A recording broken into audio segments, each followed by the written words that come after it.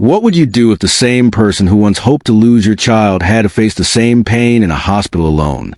This is a story of how years of cruelty came back full circle without me having to do anything.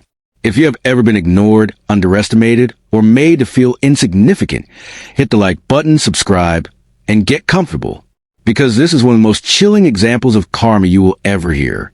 My name is Maria Lopez. I am now 31 years old, living in San Diego, California, but this story begins when I was a 20-year-old college student working part-time at a coffee shop. My family background was modest. My mother ran a daycare from our apartment, and my father worked as a delivery van driver. We did not have luxuries, but we had resilience. Across the street lived Daniel Carter, a boy with warm brown eyes and a wicked sense of humor. We were inseparable from the time we learned to ride bikes. Daniel's parents, Linda and Thomas, were solidly upper middle class. A large stucco house, 3 cars, and trips to Aspen every winter. Sophie was 2 years older than Daniel, but acted like a celebrity in a small town. She expected praise for everything: her high school graduation, her first job at a boutique, her milestones on Instagram. Linda and Thomas granted her every wish. They would scold her lightly, then hire someone to clean up after her mistakes. By my junior year of college, Daniel and I were in a serious relationship. His parents were happy. Linda used to say that I brought out the best in him. However, Sophie saw me as an intruder. She started with small things: snarky comments about my cheap outfits, purposely excluded me from family dinners, forgetting to pass on messages. Then she escalated. At Daniel's college graduation party, she took the microphone and announced that she was pregnant by a man she met on a weekend trip to Miami.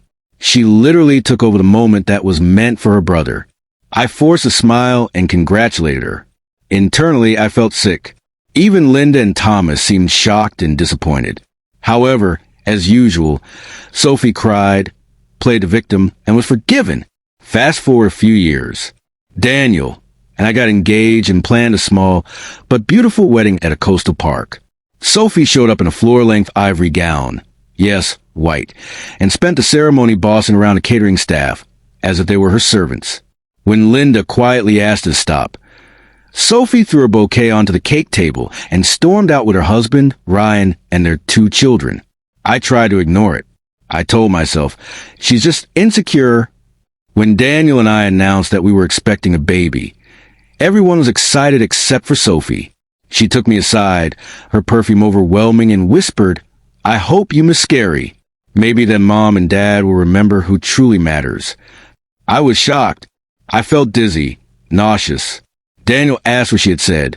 She sweetly smiled and lied. That night, I confessed the truth to him, trembling. He wanted to call her right away. I pleaded with him not to. She thrives on drama. I whispered, "Don't give her more fuel." My pregnancy was difficult.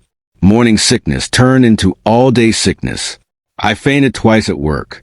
And when I was 8 months pregnant, our son was stillborn. Sophie smirked at the funeral reception and said, "That's tough, but hey, you can babysit my angels instead." Linda exploded. She dragged Sophie into another room and, for once, scolded her.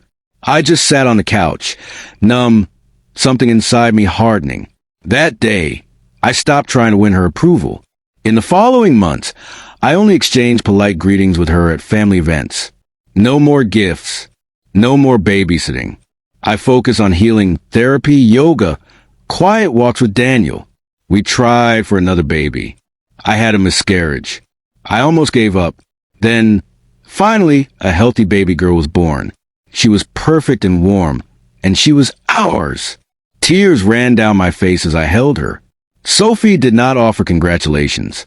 She looked at the baby as if she had eaten glass. But she could not touch me anymore.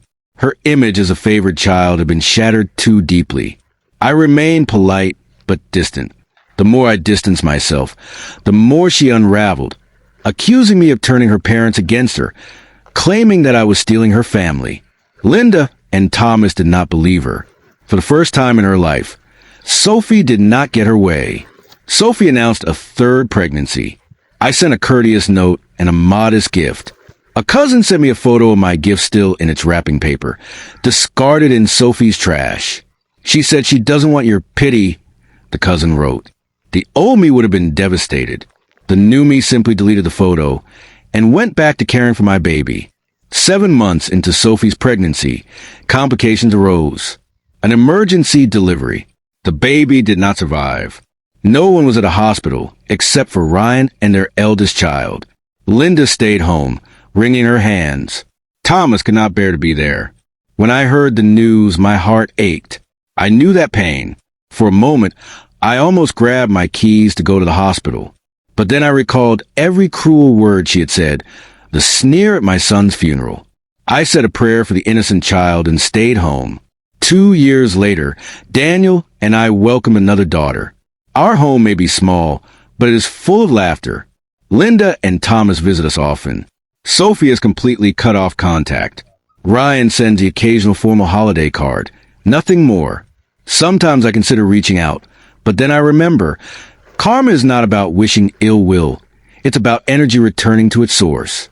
Sophie spent years trying to dim my light. Life did not just give her consequences. She created them. I do not rejoice in her misfortune. I just live my life.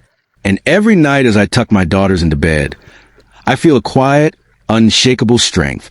If this story gave you goosebumps, hit the like button and let me know in the comments. What is the most shocking example of karma you have witnessed? And don't forget to subscribe for more true stories like this.